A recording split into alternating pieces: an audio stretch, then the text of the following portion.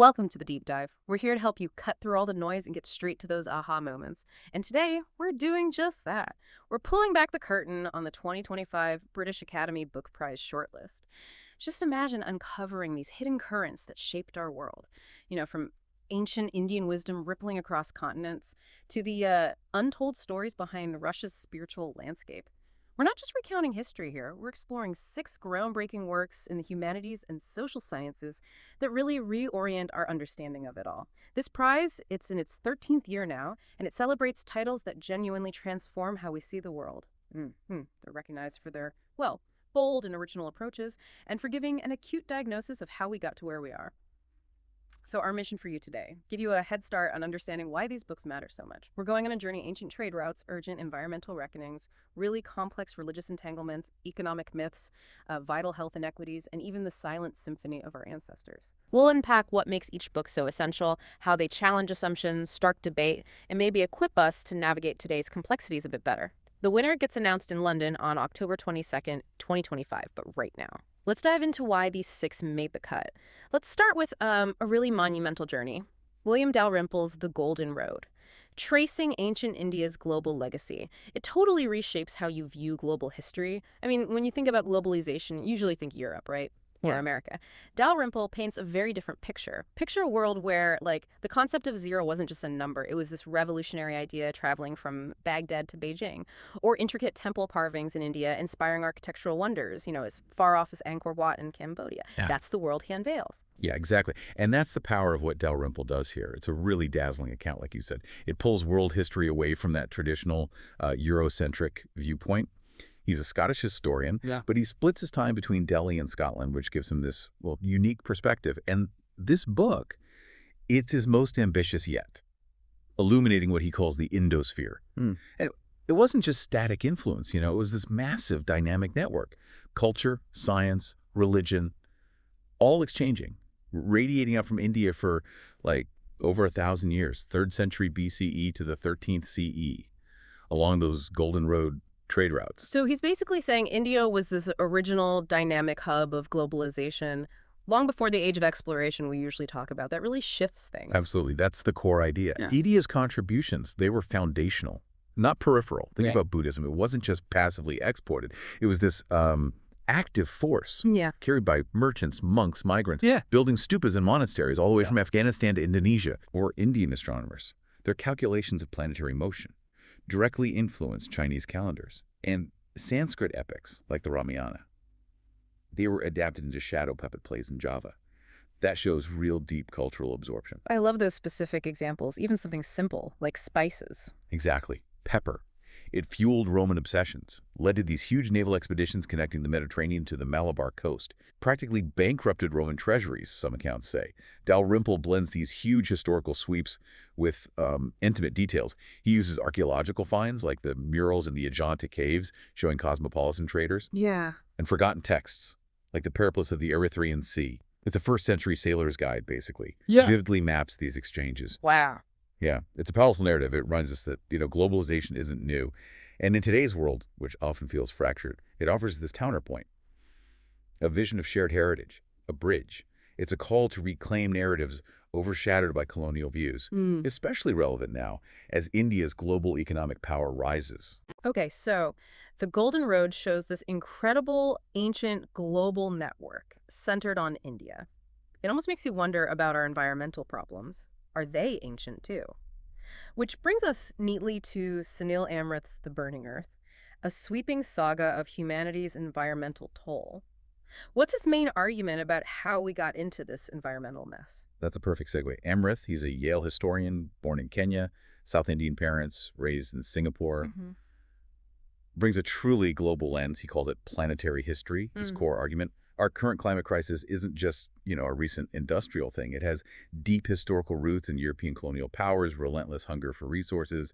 He shows how this thirst for sugar, cotton, rubber, it ravaged landscapes, Caribbean plantations, African savannas, and created these inequalities that we still feel very strongly today. So not just the Industrial Revolution, but linking back to things like sugar, rubber. That's a powerful link to make. Precisely. He traces, for instance, the Really horrifying 19th century rubber boom in the Congo, under King Leopold II's brutal regime, extracting latex from rainforests, leaving scarred land, millions dead. It's a chilling precursor to modern deforestation, isn't it? Yeah, absolutely chilling. But it's not all just doom and gloom. He also highlights stories of resilience, like 20th century Indian farmers fighting British monoculture, smuggling native seeds, or Chinese villagers in the 1950s, taming eroding hillsides through communal effort. So environmental damage wasn't just a side effect of progress. It was actively used as a tool of power. And he gives voices to those most affected. Exactly right. That's key. Environmental degradation as a tool of power. Colonial dams flooding indigenous lands for industry. Cold War pesticides poisoning global food chains. He spotlights overlooked voices. Women in Bangladesh navigating floods made worse by upstream dams. Adivasi communities in India fighting mining giants.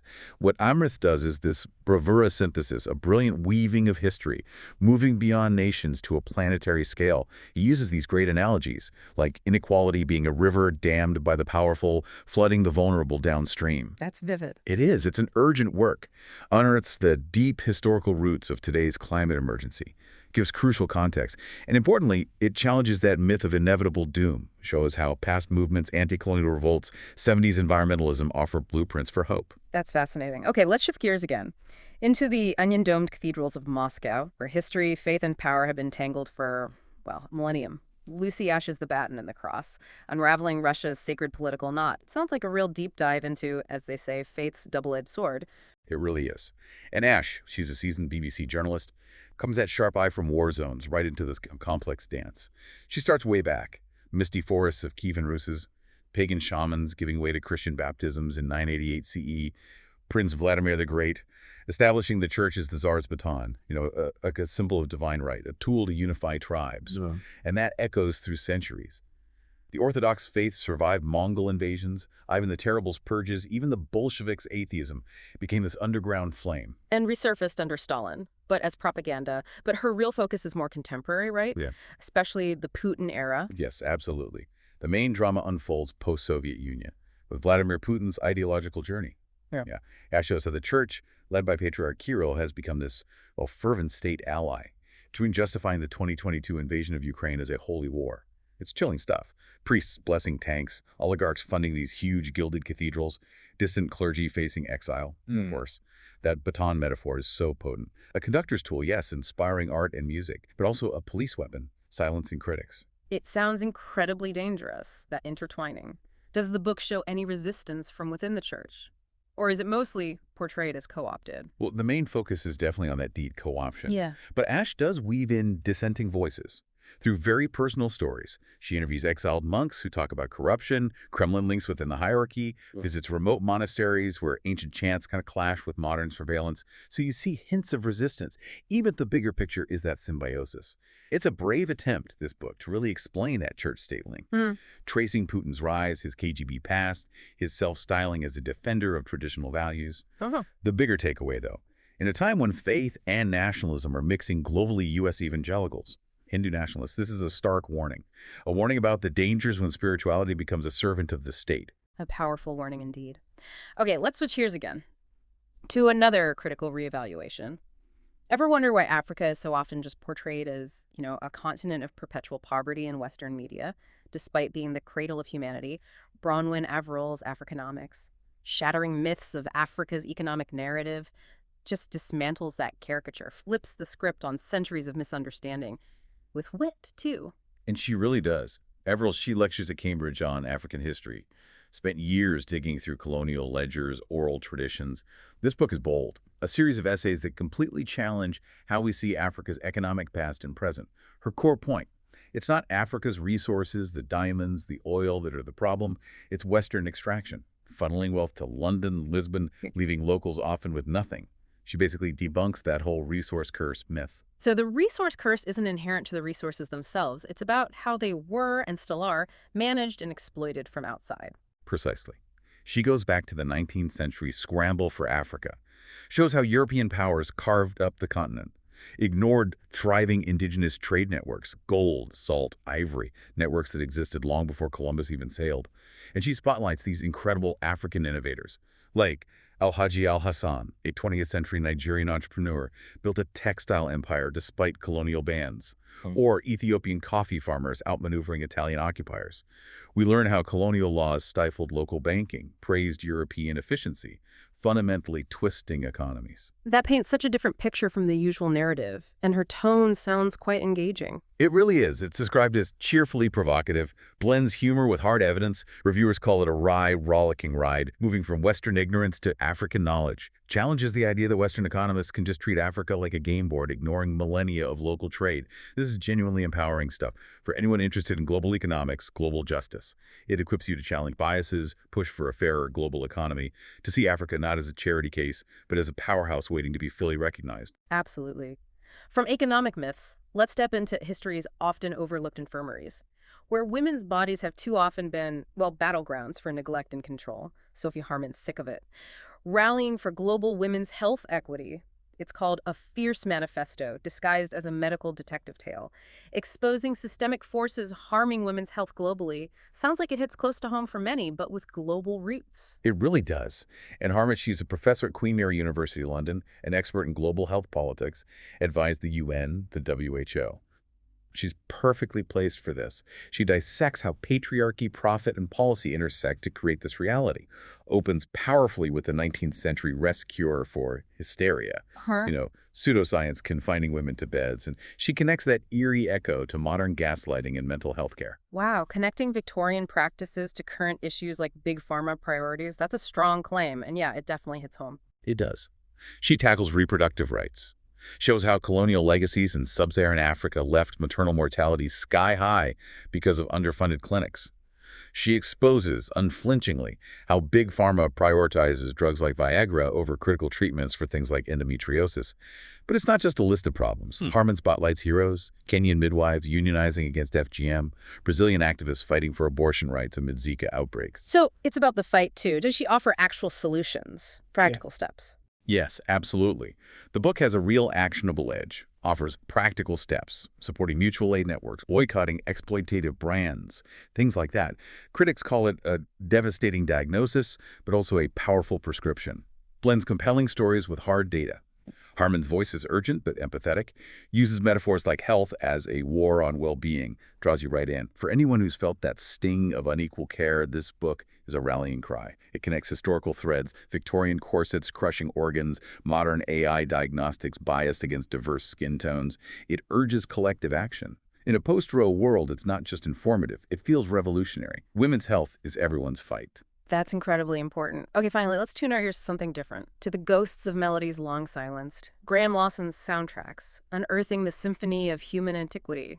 An archaeological journey into our sonic heritage. Sounds like a really unique field. How do you even reconstruct ancient music? It is unique. And Lawson is a pioneer, an archaeoacoustician, studies ancient sounds, their environments. He's excavated Viking longships, medieval instruments. His book is This Adventure, Reconstructing Music's Role. From Neanderthal flutes to Renaissance lutes, making the past's musical secrets audible.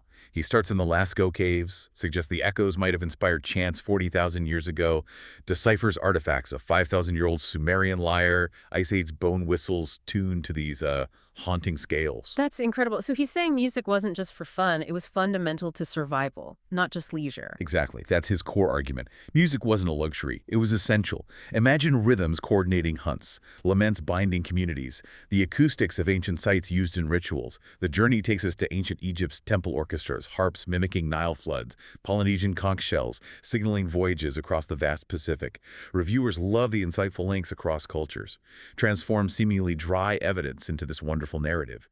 Uses analogies like music as time travel, connecting us to lost sounds. It sounds like it helps us connect to our deepest past in a totally new way. It really does. It's super engaging for music lovers, history buffs, anyone really. Even speculates on prehistoric beats using genetics. In our modern world, often so full of noise pollution, soundtracks kind of harmonizes our fragmented past, reminds us that every hum, every beat, every melody, it connects us to our deepest ancestors.